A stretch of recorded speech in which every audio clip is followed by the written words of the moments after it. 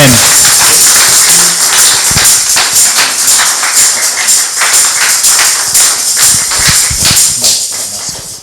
Merci beaucoup. Nous restons debout le temps d'honorer la parole du Seigneur. Nous allons relire notre texte d'hier. Joël chapitre 3. Et pour faire court, nous allons prendre à partir du verset 4 jusqu'au verset 10.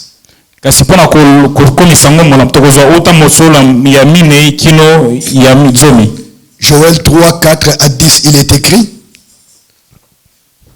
que me voulez-vous, Tyr et Sidon, et vous tous, districts de Philistins? Voulez-vous tirer vengeance de moi? Si vous voulez tirer vengeance, je ferai bien vite retomber votre vengeance sur vos têtes. Vous avez pris mon argent et mon or, et ce que j'avais de plus précieux et de plus beau. Vous l'avez emporté dans vos temples. Vous avez vendu les enfants de Juda et de Jérusalem aux enfants de Javan, afin de les éloigner de leur territoire. Voici, je les ferai revenir du lieu où vous les avez vendus, et je ferai retomber votre vengeance sur vos têtes. Je vendrai vos fils et vos filles aux enfants de Juda, et ils les vendront aux Sabéens, nation lointaine, car l'Éternel a parlé.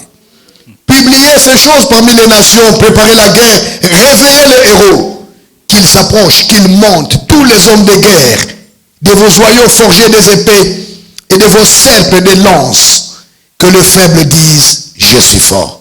Parole du Seigneur. Nous pouvons nous asseoir, merci beaucoup. Et pendant ce temps, nous allons parallèlement avoir à l'esprit l'histoire de David. C'est pourquoi j'aimerais lire encore quelques portions de cette histoire de David pour rafraîchir notre mémoire. Nous allons lire dans 1 Samuel chapitre 16.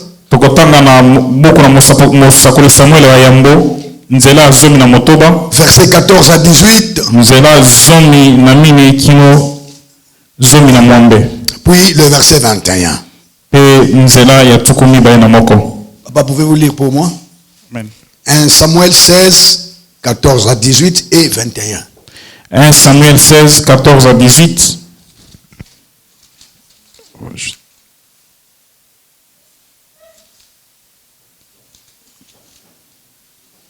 1 Samuel 16, 14 à 18, nous lisons au nom du Seigneur. Amen. L'esprit de l'Éternel se retira de Saül, qui fut agité par un mauvais esprit venant de l'Éternel. Les serviteurs de Saül lui dirent: voici, un mauvais esprit de Dieu t'agite. Que notre Seigneur parle, tes serviteurs sont devant toi. Ils chercheront un homme qui sache jouer de la harpe, et quand le mauvais esprit de Dieu sera sur toi, il jouera de sa main et tu seras soulagé.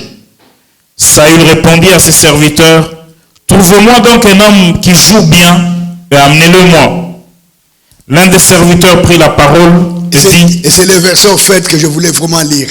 Ouais, donc les versets là, suivons-les bien. L'un des serviteurs prit la parole et dit: voici, j'ai un fils d'Isaïe, Bethléemite, qui sait jouer. C'est aussi un homme fort et vaillant, un guerrier parlant bien et d'une belle figure, et l'Éternel est avec lui. Verset 21. Verset 21. David arriva auprès de Saül et se présenta devant lui. Il plut beaucoup à Saül et il fut désigné pour porter ses armes. Terminons avec les chapitres suivants du même livre, chapitre 17. Nous prenons du verset 33 au 37e. 1 Samuel 17, 33 à 37. Merci. Saül dit à David: tu ne peux pas aller te battre avec ce Philistin, car tu es un enfant, et il est un homme de guerre dès sa jeunesse. David dit à Saül: ton serviteur faisait paître les brebis de son père, et quand un lion ou un ours venait en enlever une du troupeau, je courais après lui, je le frappais et j'arrachais la brebis de sa gueule. S'il se dressait contre moi, je le saisissais par la gorge et je le frappais et je le tuais. C'est ainsi que ton serviteur a terrassé le lion et l'ours, et il lancera du Philistin de cet incirconcis comme de l'un d'eux, car il a insulté l'armée du Dieu vivant. David dit encore, l'Éternel qui m'a délivré de la griffe du lion et de la patte de l'ours, me délivrera aussi de la main de ce Philistin. Et Saül dit à David, va, et que l'Éternel soit avec toi. Parole du Seigneur. Amen. Je prie que la dernière parole de David soit aussi la vérité dans votre vie. Que l'Éternel qui vous a sauvé hier d'une situation vous sauve de la présente au nom de Jésus. Ce soir, je vais parler sur libère les héros qui dorment en toi. Et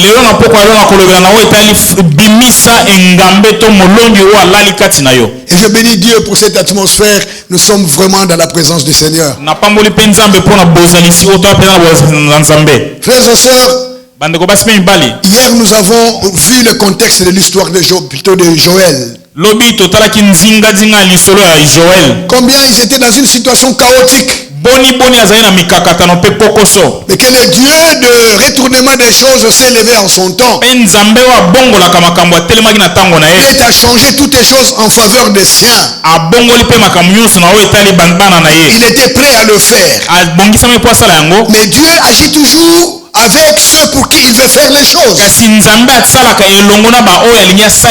Nous restons les instruments de Dieu pour tous les biens qu'il veut faire pour nous.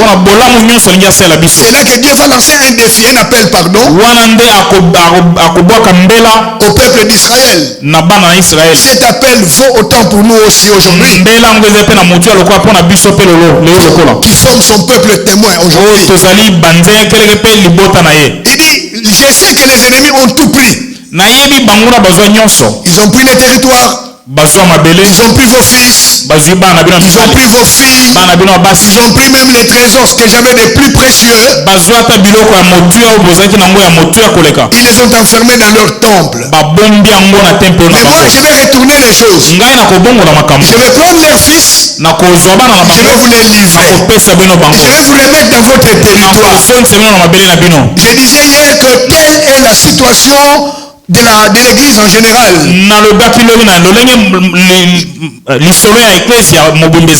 Nous avons les mêmes défis que Israël avait au temps de Joël. Il y a des territoires conquis que nous devons reconquérir. Et j'ai dit que par les territoires, je n'entendais pas que des espaces géographiques, mais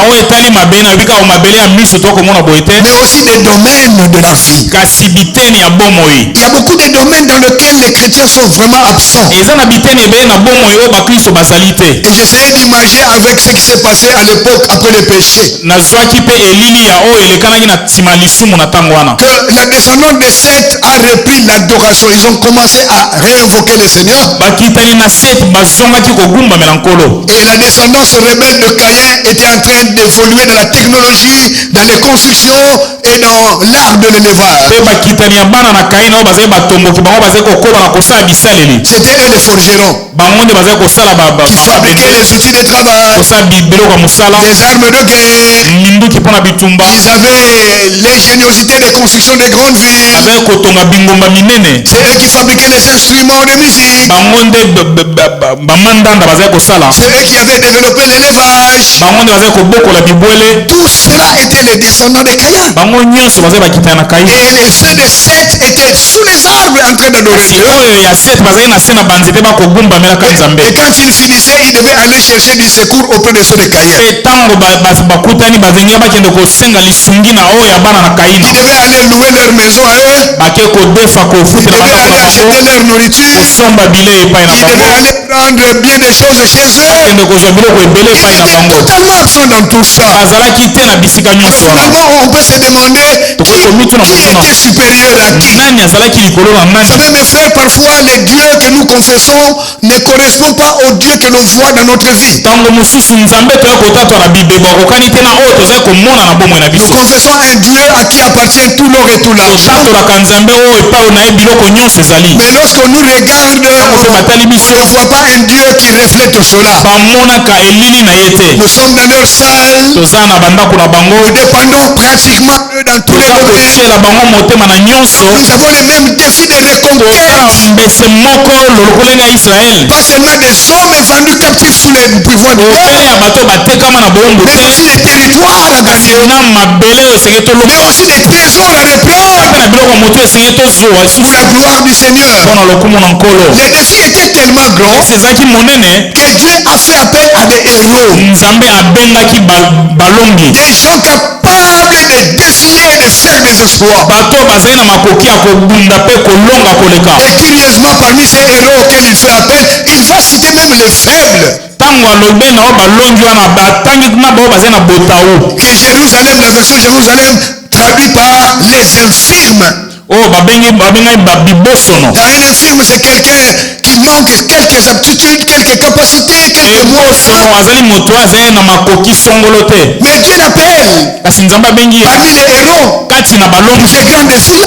C'est pourquoi je disais hier que pour Dieu, tout membre de son équipe est vu par lui comme un héros. Parce que Dieu c'est un gagnant. Il constitue une équipe de gagnants. S'il t'a choisi, s'il t'a attiré, il t'a équipé, il t'a donné le potentiel pour être un champion, pour être capable de conquérir et de reconquérir. Alléluia. Amen. C'est pourquoi je disais hier, comme le pasteur l'a rappelé, que la vision du ciel diffère de celle du terrien.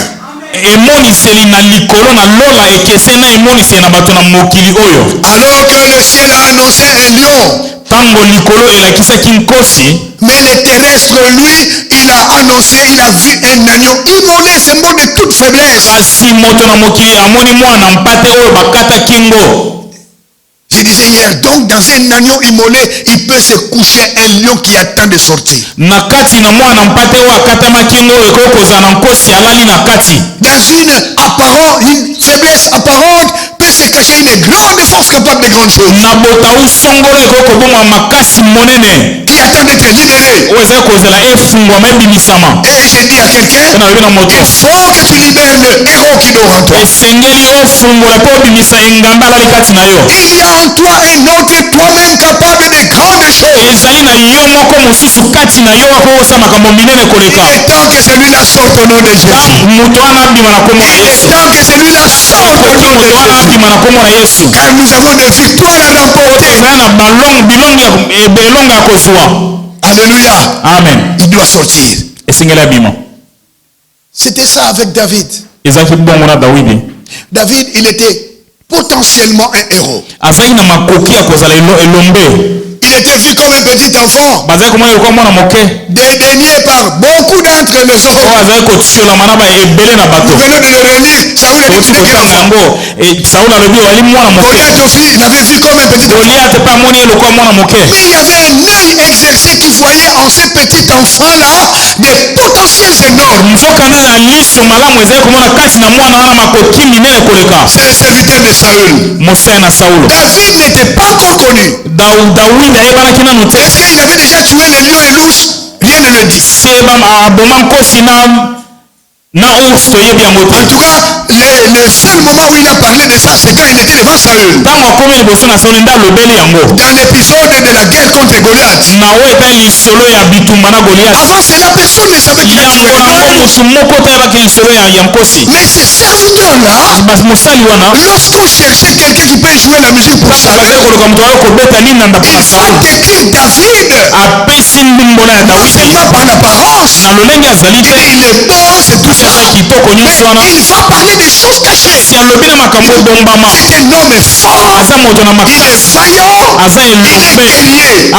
Mais comment l'as-tu su? David n'a jamais rien fait. Il y a des yeux exercés qui peuvent voir des potentiels cachés dans quelqu'un. Je te dis la vérité, Dieu voit que tu as le potentiel. Et que tu peux faire plus que ce que tu fais aujourd'hui. Tu peux avoir plus que ce que tu as Gédéon, c'est voyait le dernier des enfants. Mais Dieu lui a dit, tu as une force. Et moi, je dis à quelqu'un ici, tu as une force. Vraiment une force. Il avait le potentiel, mais ça devait se libérer pour qu'il devienne effectivement les héros qu'on a créés. Nous sommes des héros potentiels par notre nature, par notre position spirituelle, en tant que fils de Dieu, comme je l'ai expliqué hier. Maintenant, Dieu nous attend de fonctionner effectivement comme des héros pour devenir réalité des héros au nom de Jésus. Et ça passe par une chose. Par le courage d'affronter les défis, le courage de défier les choses.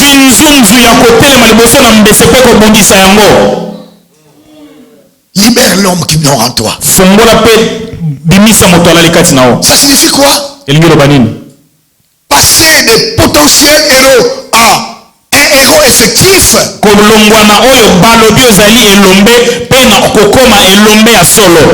Ça signifie, conformément aux 3 définitions dynamiques que j'ai données hier. J'avais dit hier, un héros, c'est quelqu'un qui se distingue par ses qualités et par des actions extraordinaires. Ça veut donc dire, nous devons prendre la décision, à partir de ce soir déjà, de nous distinguer à tout niveau de notre être. Nous distinguer tant au niveau de notre caractère, tant au niveau de notre manière de nous conduire, tant au niveau de notre manière de faire les choses. Il ne s'agit pas pour être un homme distingué de faire des choses extraordinaires, mais il s'agit plutôt de faire extraordinairement les choses. Et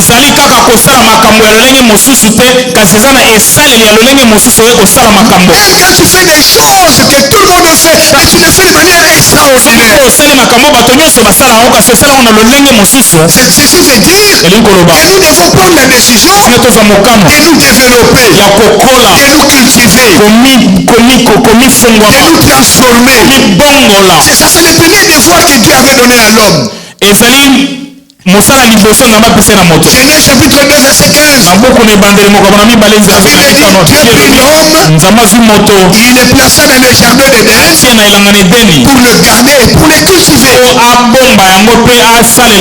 Mais littéralement il est écrit, il l'a mis dans le jardin d'Éden pour cultiver le sol et le garder. Il a pris qui? Il a pris l'homme. Le mot homme qui est là, ce n'est pas le mot ish, mais c'est le mot Adama. Adama qui signifie sol. Il y a donc un jeu de mots là-bas. C'est comme si Dieu appelait l'homme par le nom de Sol. Sol vient. Et Sol vient. Et Dieu lui dit, je te mets là pour cultiver le sol. Dieu voulait lui faire prendre conscience de quelque chose. Tu es sol toi-même. Le premier devoir c'est de cultiver le sol. Ça veut dire, le premier sol à cultiver, c'est toi-même. Je t'ai créé pour que tu domines. Je t'ai créé pour que tu sois un champion. Pour l'être, il faut d'abord que tu te cultives toi-même. Que tu te développes. Et est-ce que je parle à quelqu'un ici? Développe-toi sur tous les plans. De l'être, du faire et du vivre. Alléluia. Amen. Alors tu deviendras un champion aguerri. Jésus a dit la même chose dans Luc 6. À partir du verset 40 et suivant. Jésus a dit que un disciple n'est pas plus grand que son maître. Un disciple accompli, il est comme son maître. C'est qui les disciples? Les disciples, c'est le produit du travail du maître. Donc la leçon qui est là, c'est que personne ne peut avoir un résultat qui dépasse son niveau personnel de croissance. ndimbola lite ezali ezali moto akoki kozwa lifuta to mbano moko te eleki boyebi na ye. Tu ne peux pas avoir un disciple plus grand que toi. Le disciple accompli, il est comme son maître. moyekoli oyo andimisami aza lokola motambusi na ye. Tout ce que tu fais, nyonso ozali kosala les résultats que tu auras mbano s'arrêteront là où toi-même tu t'es arrêté. ekosuka epai yo wa moko osuka. Ta croissance personnelle, c'est la limite supérieure. bokoli na yo moko ekosuka na esika osuka yo. Même Dieu s'est arrêté le jour où il a créé celui qui lui ressemblait. ata nzambe ye moko asukaki mokolo akelaki oyo akokani na ye. Il a créé l'homme à son image, il s'est arrêté, il s'est assis. ntango akeli moto na elilingi na ye avandi asuki. C'est la limite supérieure. wana nde suka na makambo. Parfois pour certaines choses, tu n'as pas besoin de sorciers et de démons pour t'arrêter. ntango mosusu oza na bosenga ya bandoki na bademona mpo suka te. Ta limite personnelle t'arrête déjà. kosuka na yo ya kibongo to esukisi yo moko. Alors essaye de repousser tes limites à leur maximum. meka nano kopusa bandelo na yo kino na suka kuna koleka. Que ce soit sur le plan de la compétence, ezala na makasi na lolenge ya sur kosala le plan mosala, du caractère, lolenge ya et bizaleli, sur le plan de la moralité aussi. ata na mayele na bomoto. Parce que ensuite Jésus dit, po yesu alobi l'homme est bon tire de bonnes choses du trésor de son cœur. moto malamu abendaka biloko ya malamu uta na liziba malamu ya motema na ye. En d'autres termes, la qualité de ce que tu fais dépend de ta propre qualité. lolenge ya makambo oza kosalela nsima na lolenge ya bomoto no moko. Et Jésus dit, yesu alobi pourquoi tu veux enlever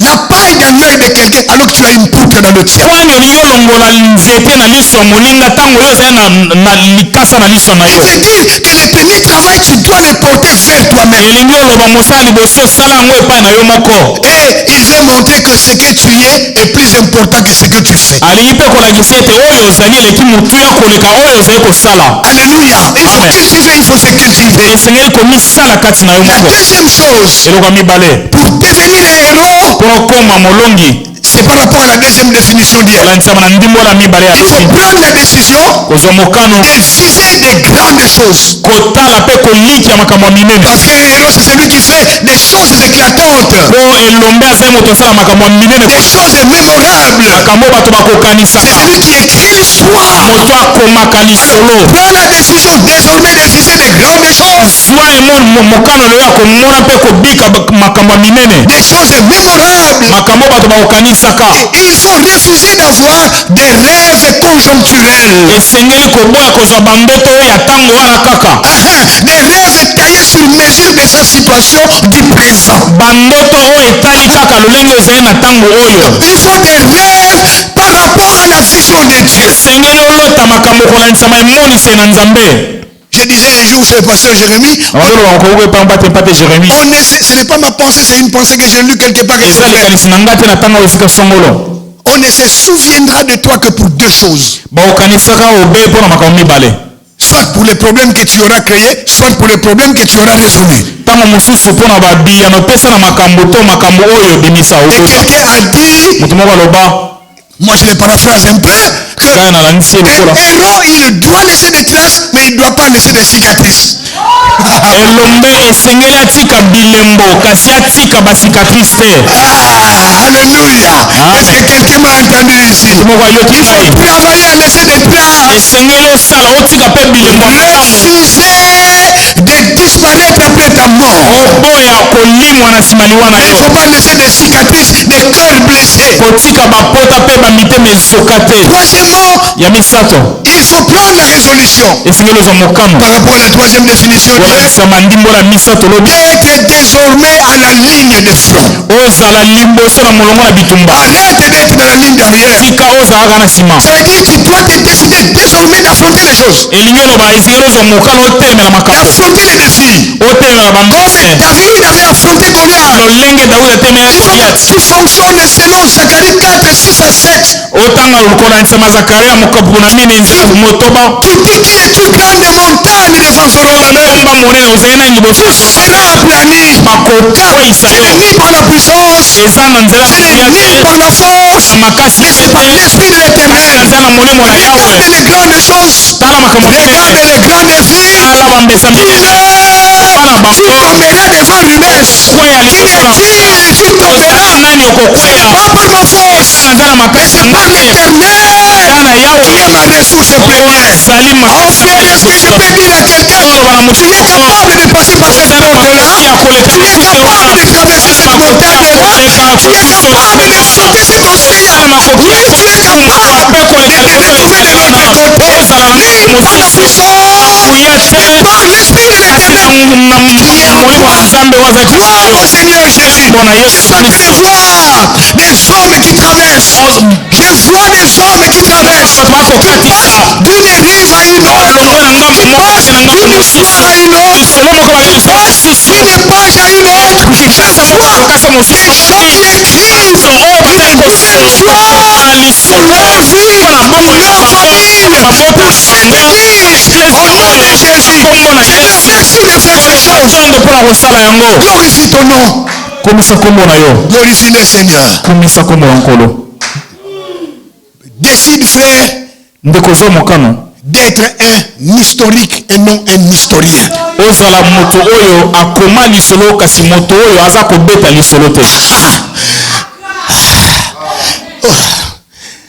Deviens l'homme qui fait l'histoire dont les autres parleront. Et la clé pour tout ça, la clé pour tout ça, se trouve au verset 10 de Joël 3.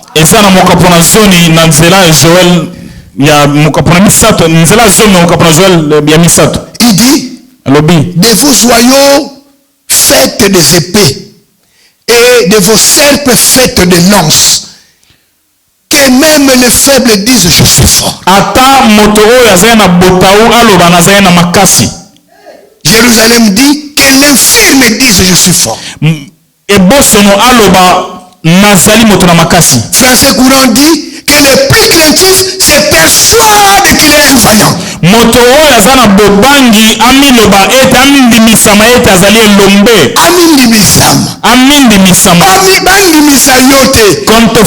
L'opinion des autres ne compte pas. Ce que les autres pensent ne compte pas. C'est ce que tu penses qui compte. Le monde entier peut dire que tu ne peux rien faire, mais God, si toi tu te persuades que je peux, tu le feras au nom de Jésus.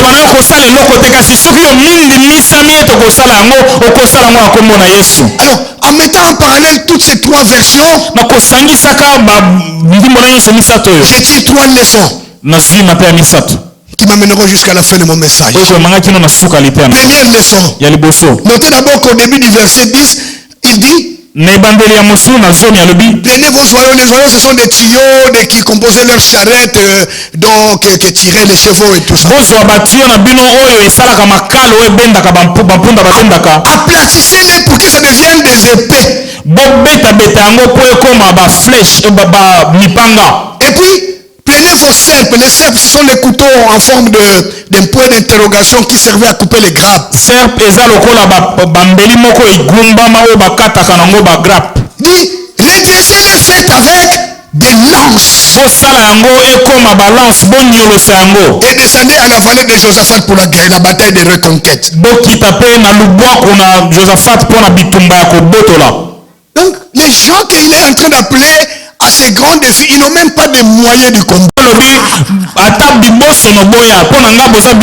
Donc, on est déjà infirme et vous nous donnez quoi comme arme? Des tuyaux ramassés qu'on a tapotés. Alors j'ai compris une leçon. Que pour faire l'histoire, pour être un champion, il n'est pas nécessaire d'être d'abord un grand homme. Et il n'est pas non plus nécessaire d'avoir des gros moyens. Il faut simplement être un homme qui a la conviction de faire des exploits et qui décide d'avancer pour faire des actes mémorables de la vie. Alléluia. C'est pas les moyens qui comptent. Il y a un moyen plus fort que les moyens physiques. Ce moyen intérieur-là, ça s'appelle la conviction. Qu'il se persuade. Avec quoi David a-t-il tué? Avec une pierre. De la conviction. Oh Seigneur, donne cette conviction à quelqu'un. Je sais que tu n'as pas beaucoup de moyens, je sais que tu n'as pas beaucoup de moyens, mais tu as un grand moyen. Ton grand moyen s'appelle l'Éternel. Dieu a fait une promesse dans l'Apocalypse. Chapitre 3, verset 7-8. Dieu a dit, parce que tu as peu de puissance. Je ne parle pas de la puissance spirituelle parce que ça vient là. Je parle des autres moyens. Tu n'as pas beaucoup de grandes importantes relations. Tu n'as pas beaucoup de relations importantes. Tu n'as pas beaucoup de finances. Tu n'as pas. Dieu dit, je sais que tu as peu de puissance. Mais parce que tu es attaché à ma parole et à mon nom à moi, je vais ouvrir des portes que personne ne pourra fermer. Lorsque tu as la conviction avec Dieu comme moyen, même si tu as peu de puissance, Dieu lui-même va trouver quelque part pour que tu traverses ta main. Tu n'as pas besoin de gros marteaux pour briser la roche. Dieu lui-même, il va briser un trou. Alléluia. Amen. Nous sommes comme les lézards que l'on peut tenir même avec un petit doigt, mais qui curieusement se retrouve même dans le palais du roi. Un palais marbré. Il n'y a pas de tout. J'ai nettoyé tous les tas. Mais comment est-il entré? Il y a un Dieu qui crée des trous. Ça me rappelle l'histoire de Tamar. Genèse 38. Elle a des jumeaux. Et le temps d'accoucher est arrivé. Il y a un qui se précipite, qui sort déjà le bras. Les femmes sages lui mettent un cordon rouge au poignet. Lui va être le premier. C'est lui qui va dominer. C'est le grand frère. C'est au-dessus. C'est lui au fait. Mais curieusement, on ne sait pas ce qui s'est passé. Le petit a retiré son bras. Et puis on pousse. Et une femme sort. On vérifie dans les bras. Il n'y a pas le cordon rouge. Et dans le circoncien, c'est lui qui a le cordon rouge. Les sages femmes sont dépassées. Normalement, quand l'enfant arrive déjà la sortie, il n'y a plus rien qui le fait rentrer. Comment se fait-il que lui qui était devant là, il devient en arrière? On regarde le premier bébé là. Un petit bébé. Mais on lui pose la question. Quel trou as-tu fait? Quelle brèche as-tu créé pour sortir? Frères et sœurs, il y a des gens qui ont des fils rouges. Ils ont des relations. Ils disent qu'ils vont être quelqu'un. Ils ont un nom. Ils disent qu'ils vont être quelqu'un. Ils ont des moyens. Et les gens disent qu'ils vont être quelqu'un. Il y a des gens qui n'ont pas de cordon rouge. Ils peuvent sortir. Ils peuvent dépasser. Parce que Dieu a créé la brèche. Que Dieu crée une brèche au nom de Jésus. Là où tu travailles, que Dieu crée une brèche. Dans ce pays ici, que Dieu te crée une brèche. Amen.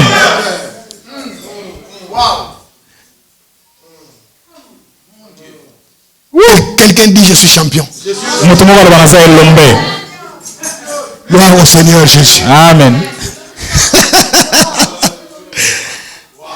Ouais. Pas besoin de grands moyens, pas besoin de... Et la deuxième leçon que je tire, c'est que finalement, la vraie faiblesse, la vraie infirmité, ce n'est pas ce que tu es. Ce n'est pas ton sexe. Ce n'est pas ton âge. Ce n'est même pas tes origines. Ce n'est pas les moyens que tu n'as pas, qu'ils soient matériels, financiers ou autres. Mais la vraie infirmité ou faiblesse, c'est seulement la peur. Français courant dit à la place des faibles infirmes, lui il dit les plus craintifs. Donc la vraie faiblesse, c'est la peur.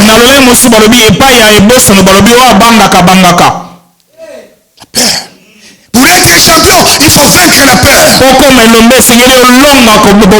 Il y a quelqu'un qui dit, oh moi j'ai pas peur, oh j'arrive. Vous savez, la peur est capable de paralyser la volonté. La peur peut enlever l'enthousiasme. Elle peut annuler, inhumer, bloquer l'innovation et les initiatives.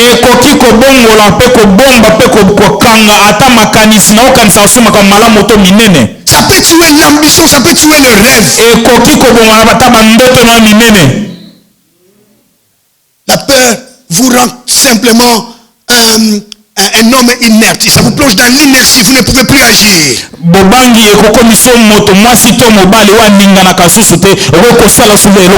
Bref, elle conduit à l'échec. Il y a plusieurs formes de peur. Mais il y a deux grandes formes de peur qui prennent les gens. Il y a la peur d'échouer et la peur d'être critiqué. Il y en a qui n'osent jamais, qui n'affrontent jamais. Il a peur que ça ne marche pas, ou alors il a peur que lorsque ça ne marchera pas, on me critiquera.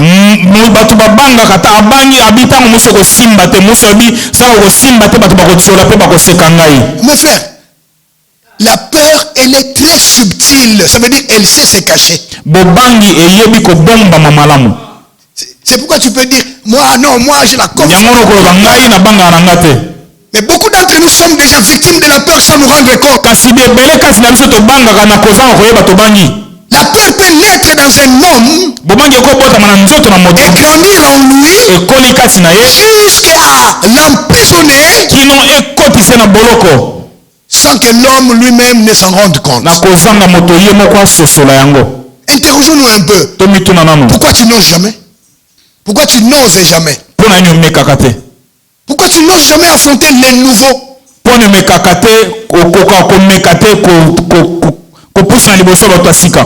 Pourquoi tu n'oses jamais affronter plus grand que ce que tu es habitué?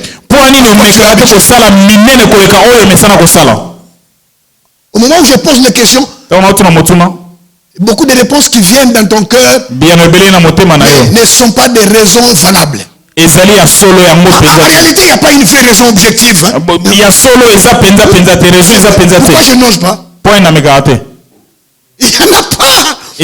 Tu diras, je n'ai pas les moyens. Mais ce que tu fais là, avec quels moyens tu le fais? La réponse est claire. La peur a déjà pris place. Mais elle est tellement cachée que tu ne te rends pas compte. Laissez-moi vous donner quelques symptômes de la peur. Et peut-être vous verrez que quelque part, vous êtes déjà un peu sous l'emprise de la peur.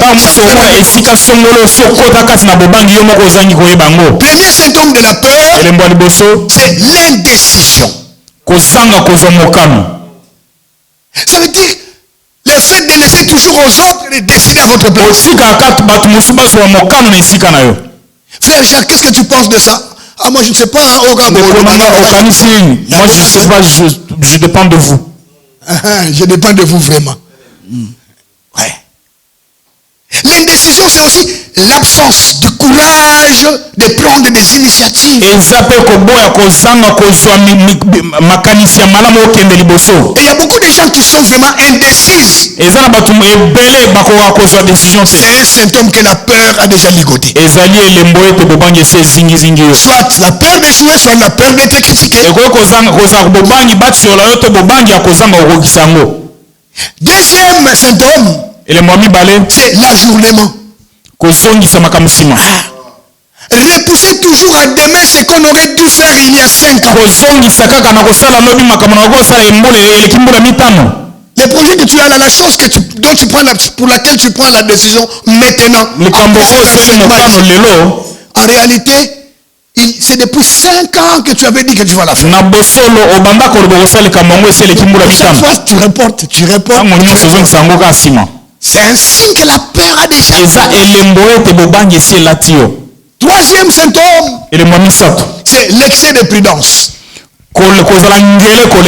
La prudence elle est bonne. Engeleza malam. Mais l'excès, tout excès nuit d'ailleurs, on le dit. Kasi boleki nango nde eza mabe. Comment reconnaître un homme qui est dans l'excès de prudence? Lolengele koyeba moto angele leki. C'est un homme Eza moto qui, en général, se souvient beaucoup plus des gens qui ont échoué que des gens qui ont réussi. mingi ekanisaka bato bakweisama bakatana na esika bato balonga. Il voit plus les possibilités d'échec que les possibilités de succès. Amonaka mingi makoki ya kozanga kokokisa na ntina mona ya kokokisa yango. Tu dis, je vais faire une grande convention dans cette ville, je vais mobiliser toute la ville.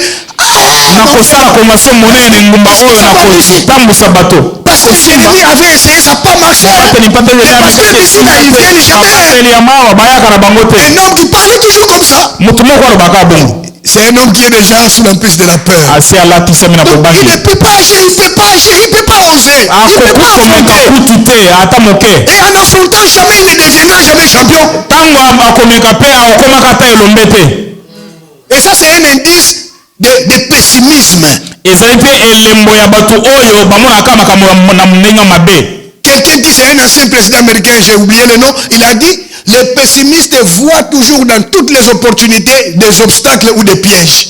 Motambwisi ya Amerika moko alobaka na bosani kombo na lobi bato bamona makambo ya lolenga mabe bamona kama mabaku mabe na libaku nyonso ye liboso na opportunité, attention hein, libaku emonani il peut perdre l'argent, attention keba ko bongisa misolo. Alors que les optimistes ils voient dans tous les obstacles des opportunités. Soka nde bato mosusu bamona kana o eza lokwa libaku ya moni libaku malamu. Alléluia. Amen. Gloire au Seigneur. Kemona yawe. Et un autre signe, le dernier, quatrième, c'est la critique de ceux qui réussissent. Il y a des gens qui ne font que critiquer tout ce que les autres font et qui a réussi. Ça veut dire qu'il est pris par la peur. Comment ce mariage-là? Ah, il était bon. Mais tout ce mec qui suit là. Et là-bas, bien la vie est bien, mais le corps qui porte cet habit-là n'est pas bien, n'est pas bon. Ça aussi, c'est la caractéristique de pessimiste. Les psychologues disent qu'un pessimiste, c'est quelqu'un qui voit toujours la moitié vide d'un verre mi-plein. Ba psychologue balobi moto amonaka na loyenga mabe ezaka moto oyo ya monaka ndambo ya verre oyo eza polele mais sika mona place mai epandi. Otie verre na mai na verre soki na katikati, lui ne voit jamais la partie où il y a l'eau, il voit toujours la partie vide. Ya komona esika mai ezali pe kasi mona ko etikali polele. Mais l'eau ezate, il y a rien. Mais mai yango mais il y a de l'eau mais c'est pas plein.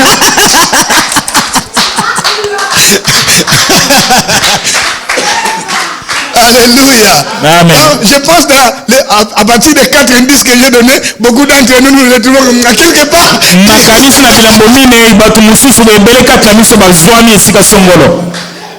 David a dominé la peur pour devenir la peur est un état d'esprit, pardon. Donc, ça peut changer. La peur, elle est naturelle. Ça prend tout le monde.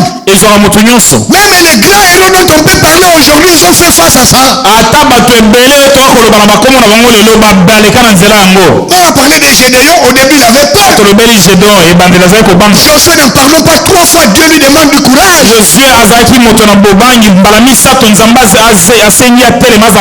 Moïse s'est demandé qui suis-je moi. Élie, il a fui. Parce qu'on lui a donné 24 heures par jour. Quand il a regardé sa montre, 24 heures de coquille. À côté de Libanga, Ami Tandi. Moi, je ne suis pas meilleur que mes pères. Mais ils ont fini par dominer la peur et ils sont entrés dans la grandeur. Celui qui domine la peur, il entrera dans les championship. Alléluia. Amen. Pour cela, mon frère, pour briser la peur, la prise de la peur, il faut déprogrammer et reprogrammer ton mental.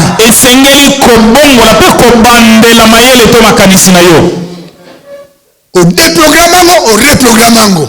Tu déprogrammes et tu reprogrammes ça. Parce que l'une des choses que le diable, l'un des résultats du péché d'Éden, c'est ça, hein? Le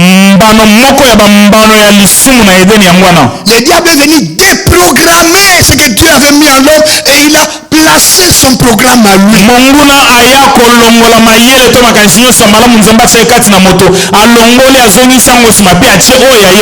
Il a dit à Ève, vous ne mourrez pas.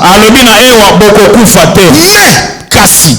les mains introduisent toujours la négation. Il annule ce que Dieu a dit. Et ça s'est manifesté par les attitudes nouveaux que l'homme a eues.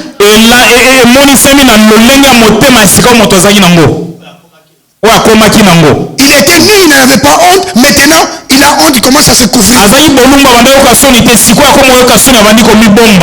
Et quand Dieu les cherche, il dit, j'ai peur, j'ai eu peur. Des sentiments nouveaux se sont manifestés. Ça veut dire que notre programme est entré. Et notre état d'esprit est entré.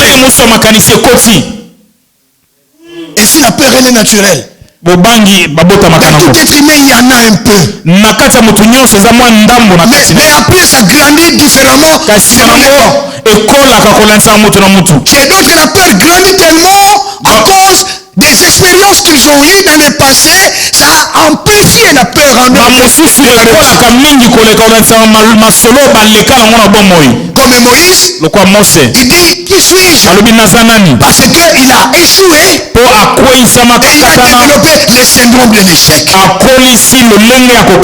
tellement essayé, cela n'a jamais donné que tu penses que tu ne réussiras jamais. Pour d'autres aussi, la peur s'est amplifiée à cause de l'environnement. Il a tellement entendu des choses, il a tellement vu des choses, et ça a créé en lui des convictions. Un nouveau mental. Il commence à voir les choses d'une certaine façon. C'est le cas de Gédéon. Il dit, je suis un petit enfant. Ma famille est la plus pauvre de Manassé. Mais toi, un petit enfant, comment tu connais tous ces détails-là? C'est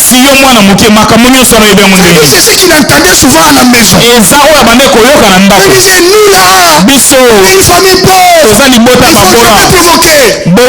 Attention. Quand tu as ton petit, regarde-le bien. Nous, on n'est que des pauvres. On se suffit à cette quantité-là. C'est pas possible d'avoir plus que ça. Il est tellement entré qu'il s'est auto-exclu lui-même des grandes ambitions. Saül, même chose. Tu vas être roi, il dit moi Benjamin. Comment lui, il sait que les Benjamites ne peuvent pas prétendre à la royauté? Il a toujours entendu parler ça. Le trône c'est pour les Judas, c'est pour Judas. Benjamin, on est une petite tribu. Nous avons été exterminés à l'époque.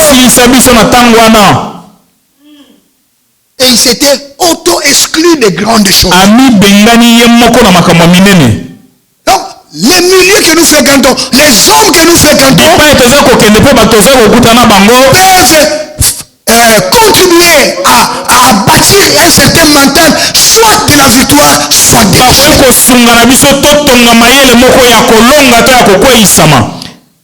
C'est pourquoi Psaume chapitre 1er nous tire l'attention et montre une évolution qu'il y a entre ce qu'on entend et ce qu'on devient. Psaume 1 et à 3 dit, heureux l'homme qui ne marche pas selon les conseils des méchants. Ça commence par là, par l'oreille, par ce que tu entends. Et lui, après il dit, qui ne marche pas dans les voies des méchants ou qui sais-je encore. La voie signifie la conduite, le comportement, la manière d'être. Ça a commencé par ce qu'on entend et ça a dicté la manière dont tu vas te conduire. Et il termine par dire qu'il ne s'assoit pas avec le moqueur. Après la conduite, ça devient ton état d'esprit. Tu es assis dedans. C'est pourquoi frères et sœurs, nous devons faut choisir les gens à fréquenter. Les frères, on ne les choisit pas. Parce que vous êtes nés de la même famille. C'est un accident de la nature. Mais les amis, on a le droit de les choisir. Il y a des amis qui ne doivent être que des amis saisonniers. Après, on reste en paix. On n'est plus amis.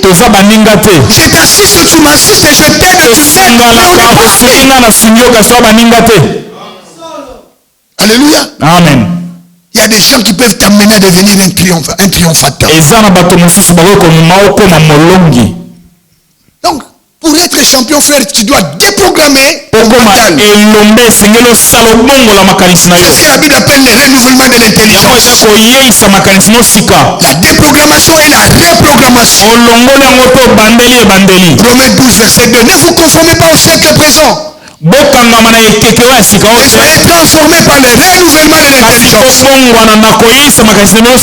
L'expression siècle présent signifie le système de valeurs. Le système de pensée. Du système de pensée. Du milieu où tu es. Le renouvellement de l'intelligence signifie littéralement les changements des images de l'esprit. Et les images de l'esprit, ça s'appelle tout simplement les pensées. Proverbe 4, 23 dit: garde ton cœur plus que tout, car de lui viennent les souffles de la vie. Là, c'est Louis II qui traduit ça comme ça. Le français courant les rend un peu plus clair. Français courant dit: fais attention aux pensées que tu entretiens en toi. Parce que ta vie en dépend. Quand tu penses, les psychologues appellent les pensées les ciseaux de l'esprit. Pendant que tu es en train de penser, tu es en train de faire des coupes et des découpes. Donc tu es comme un couturier qui est en train de couper. Et la manière dont tu coupes là va déterminer quelle forme de vêtement tu auras. Dans tes pensées, tu es en train déjà de te construire les figures que tu revêtiras. Alléluia. Amen. Alléluia. Gloire au Seigneur. Il faut changer tes pensées. En acceptant, en intériorisant les vérités de la parole de Dieu. Si tu veux être champion, il faut que tu saches orienter ton esprit conscient. Les psychologues disent que l'esprit de l'homme a 3 niveaux. Il y a, premier niveau, ce qu'ils appellent l'esprit super conscient.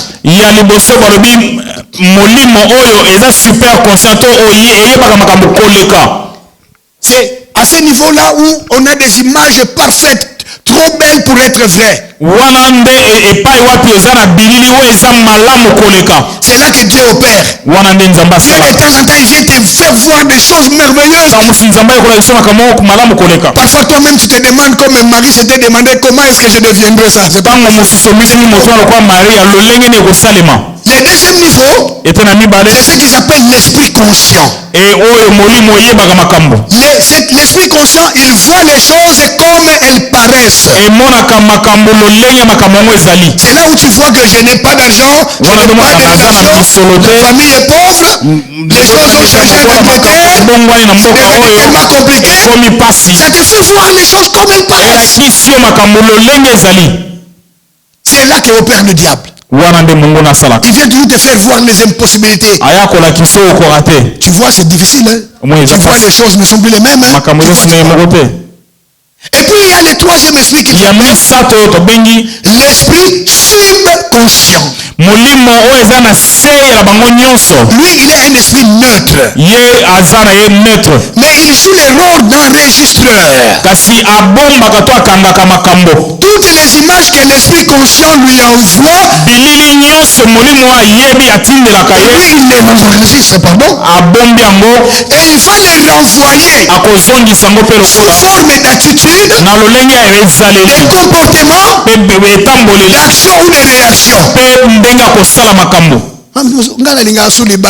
Moi je n'aime plus le mariage. Mais tout n'a pourquoi Je n'en vois pas d'importance. Mais tant mususu oya mona ayoka et tout ça. Ce qu'il ou elle a vu est entré dans son subconscient. Il a fait sortir sous forme d'une attitude. Le mariage est mauvais. C'est pourquoi l'esprit qu'il faut bien orienter, c'est l'esprit conscient. Oui. Tu as le pouvoir de choisir de croire à la vérité plutôt qu'à la réalité présente.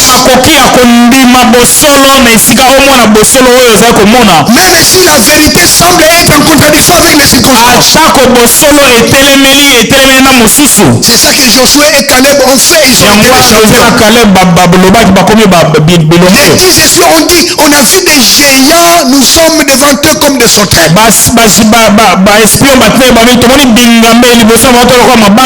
Josué et Caleb ont vu la même chose aussi. Ils ont dit, oui, il y a des géants. Mais si Dieu est avec nous, nous avons ce territoire. Ils ont refusé de croire à la réalité des choses.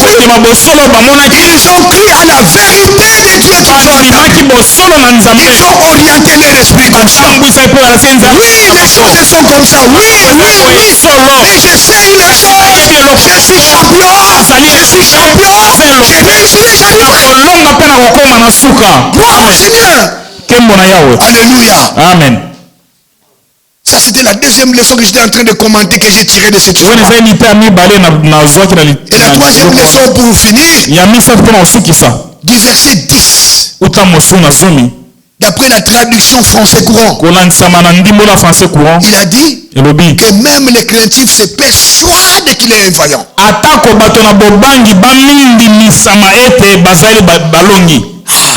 Donc, pour l'héroïsme, pour le championship, il faut de la conviction forte. En d'autres termes, la foi. Parce que Dieu l'a dit. Je crois que je suis un champion. Peu importe le temps, je sais que je suis champion. C'est ainsi qu'on trouve dans Hébreu 11, parmi les héros de Hébreu 11, il y a des gens de tous bords. Il y a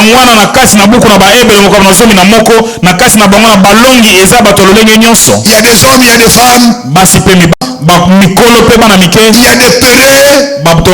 Il y a des complexés. Il y a des gens rejetés comme Jephthé. Il y a des gens méprisés comme David. Il y a des gens de mauvais passé qui les collent toujours comme Rahab. Chaque fois, tu as un nouveau testament. Rahab, il faut pas que ça la prostituée.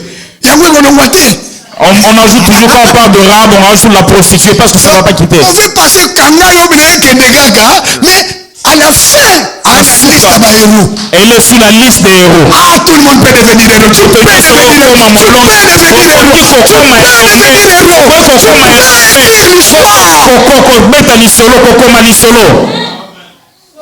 Oui. Mais le dénominateur commun de eux tous là, c'est la foi. La foi, la conviction que je suis héros. Et la foi porte toujours sur une espérance. Et l'espérance est toujours dans le domaine de rêve. Tous ceux qui sont devenus des champions, si vous regardez bien, ils ont été portés par une forte conviction dans un grand rêve. Ils avaient un grand rêve et ils ont eu une forte conviction pour ce rêve-là. Et ils sont arrivés là-bas. C'est le rêve qui produit la passion. La passion signifie un désir plus fort que toi-même. Tout le monde est pasteur au bâti ministère. Mais parfois même, il souffre les pasteurs. Financièrement, ça ne me donne pas encore. Il faut que c'est des bruits pour vivre. Il est l'heure de s'asseoir. Il devient triste. C'est la passion qui fait ça. C'est plus que toi-même.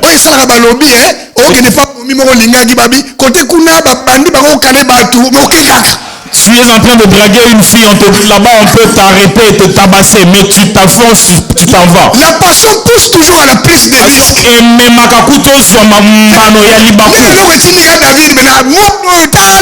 Ce qui a poussé David, c'était il part quand même. C'est ça qui a poussé les lépreux à aller vers les Syriens. Ça pousse au risque. Alors écoutez-moi ça, écoutez-moi ça.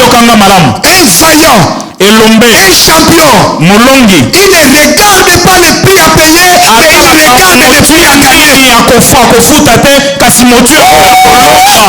Amen. Les champions ne regardent pas les prix à payer, mais il regarde les prix à gagner. C'est pourquoi il est prêt à payer les prix. La Bible dit tous ceux qui courent, ils ont les yeux fixés sur.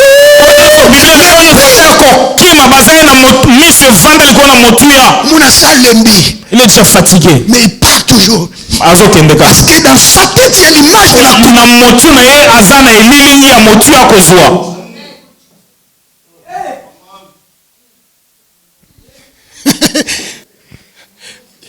C'est pour cela, lorsque le prix à gagner en cas de réussite est supérieur à ce qu'on perdrait en cas de défaite, ça mérite que tu oses.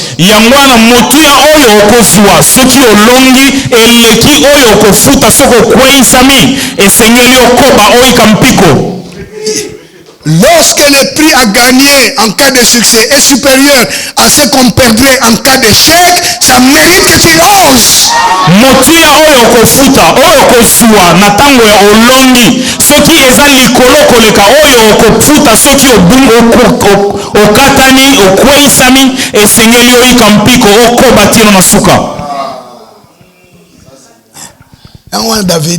David avant s'engager, David avait posé la question avant de s'engager. Qu'est-ce qu'on va donner à celui qui va tuer ce gars-là? Tu auras la fille du roi gratuitement. Ta famille sera déchargée. Ils ne vont plus payer d'impôts. Mais ça c'est terrible ça. Donc si ça marche, je deviens légende du roi. Ce qui est Simbi n'a pas eu beaucoup en commun. Donc ce qui est Simbi n'a pas déjà dans la cour royale. Si ça marche, je rentre dans la cour royale. Je vais aller, je vais risquer. Alléluia. Amen. Je vais finir et je vais remettre la parole au pasteur. Pour un petit moment de prière. La foi qui triomphe doit être une foi avec détermination. La détermination pour moi, c'est la décision de continuer à avancer jusqu'au bout de l'option.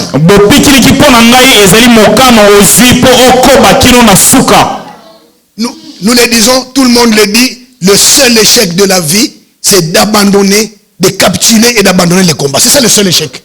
Le jour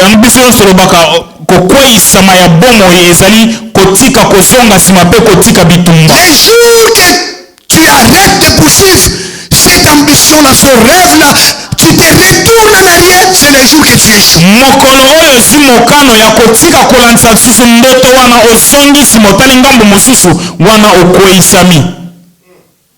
Dans 2 Samuel 1, David a chanté une chanson lorsqu'il a appris la mort de Jonathan et son père Saül. Comment les héros sont-ils tombés? A comparer Jonathan à aigle et à lion. Il compare Jonathan à un aigle et un lion. Aigle est un champion à Nicolo, lion est un champion de l'air et le lion est le champion de la terre. C'est ça Jonathan. wana Et Jonathan double champion. molongi mbala Et David n'arrivait pas à David akososola te lolenge nini akwei. Et la réponse, je l'ai trouvée dans 1 Samuel. Là, c'est 2 Samuel 1. Que David se pose la question. Wana eza na 2 Samuel moko na yambo. Mais la réponse est dans 1 Samuel 31, 1 à 4. Et ano eza na Samuel ayambo mokapo na zomi na moko. 31. 1 Samuel 31. Samuel ayambo mokapo tukumi sato na moko. À partir du verset 1. Uta mosu na yambo. Tango bitumba wana ya suko bakufelaki endongwi. Pression ya ba Philistins comme tellement. La pression des Philistins était tellement grande. La Bible dit, les enfants d'Israël s'enfuirent bakimi et tombèrent. pe makwei. Ils n'avaient même pas encore commencé à tomber. Ils avaient fui d'abord. En conséquence, ils ont commencé à mourir. Le combat était devenu trop fort. Lorsqu'ils sont retournés, ils sont abandonnés. Les vaillants sont morts. Avance ne recule pas. Avance. Même si les vents deviennent violents, avance. Amen. Il y a un proverbe ouest-africain qui dit, quelle que soit la violence du vent, ça n'efface pas les taches du léopard. Atako mopepe eleki makasi lolenge nini elongolaka madodo ya léopard te. Bapoile kotelema bomu pepe eleki on dressé, tu ne vois plus les taches. Les taches on ne les voit plus. Après le vent, les taches vont réapparaître.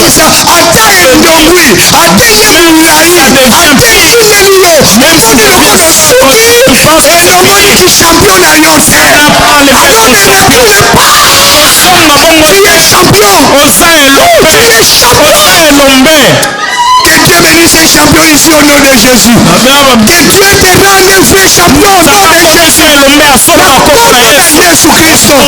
Que le Seigneur vous bénisse. Alléluia. Que le Seigneur vous bénisse. Merci. Amen.